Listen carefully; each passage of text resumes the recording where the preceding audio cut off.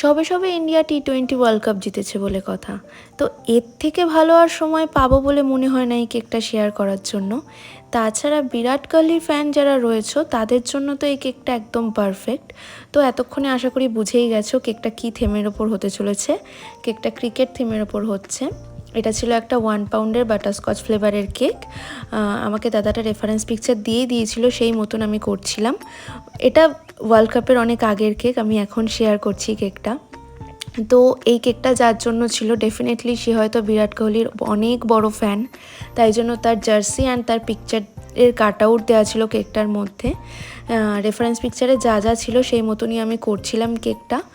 টপের ওইটুকু just fondant work ছিল, আর বিশেষ কোনো ফন্ডেন্টের কাজ ছিল না। এরপরে কাট আউট বসিয়ে নাম লিখে আমি কেকটা কমপ্লিট করি।